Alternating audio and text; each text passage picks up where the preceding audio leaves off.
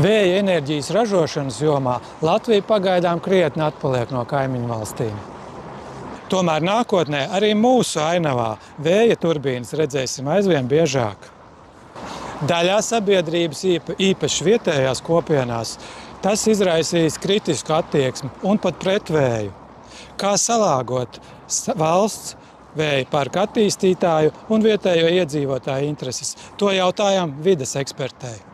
Es dzīvoju Bauskas pusē, aiz Bauskas, no bioloģiskās daudzveidības un no tādas vidas aizsardzības viedokļa absolūti sterilā vidē. Un es būtu ļoti priecīga tur patiesībā redzēt turbīnas, jo Zemgale un šobrīd šīs, manuprāt, muļķīgi aizsargātās nacionālas nozīmes lauksaimniecības zemes nepiepilda savu maksimālo potenciālu. Un tajās vietās, kur Latvijā tiešām būtu vērts uzstādīt un kur tā ietekme būtu minimāla gan uz dabas vidi, gan uz sabiedrību, jo iedzīvotāju blīvums arī ir mazs. Tas tur netiek darīts kaut kādu jokainu politisku iemeslu dēļ. Tā kā man nebūtu pretenzija. Un kā jūs domājat, jūsu viedoklis ir ļoti izplatīts mūsu sabiedrībā? Es domāju, ka nē, bet es noteikti vairāk spēju tīri personīgi empatizēt ar cilvēkiem, kas dzīvo mežā un viņi tur nevēlas redzēt turbīnu, nekā cilvēkiem, kas dzīvo intensīvas lauksaimnieciskās ražošanas platību ieskauti, kur jau tāpatās tā ietekme uz vidi un tas traucējums jau tiek veikts ikdienu. No sākuma atsevišķiem attīstītājiem varētu likties, ka tas nav būtiski, bet jo tālāk projekta attīstībā iet un jo vairāk šajā projekta attīstībā iekšpusē ir iesaistīto pušu. Tie ir attīstītāji, turbīnu piegādātāji, infrastruktūras piegādātāji, celtnieki, kas faktiski viņas būvēs, finansētāji, investori, elektrības pircēji. Visām šīm pusēm ir būtiski, lai viņi piedalītos projektos, kas ir sociāli akceptēti, nevis ierodoties darbā vai iegādājoties kādu aktīvu.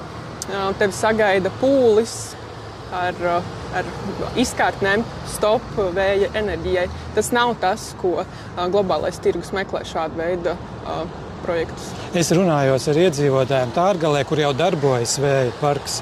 Un liela daļa vietējo iedzīvotāju ir radusies pārliecība no šīs komunikācijas ar parka attīstītājiem, ka viņu balsī īstenībā ir nulles vērtība. Jā. Kā uz to skatīties? Tā ir tas ir arī tieši runājot par Ziemeļkurzemi, arī tāds mūsu atradums mūsu vienā citā projektā, kas ir nesaistīts ar vēja enerģiju Tārgalē. Un tā patiešām ir. Un tas vērtējums ārkārtīgi negatīvi, jo šīs te uztveres sekas par to, ka sabiedrībā šīs te negatīvās uztveres sekas plešās platumā.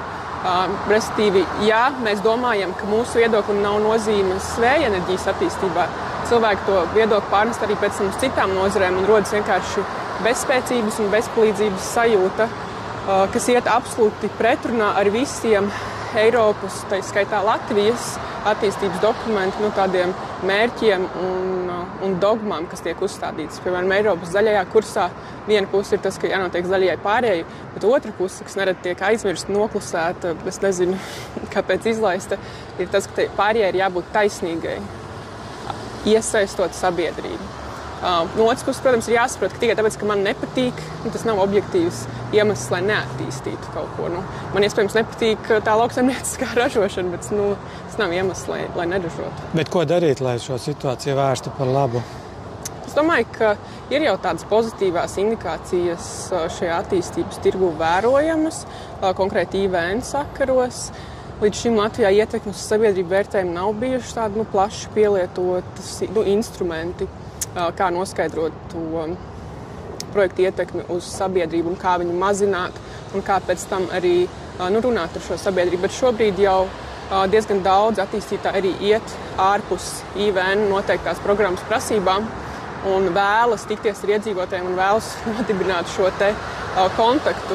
Jo šobrīd ir tā, ka abām pusēm no otras puses ir ārkārtīgi bail un tā komunikācija nenotiek vai notiek agresīvā un neefektīvā veidā. Bet patiesībā sabiedrības līdzdalībā ir milzīgs potenciāls celt projektu vērtību un samazināt riskus projektu attīstībā un arī eksploatācijā.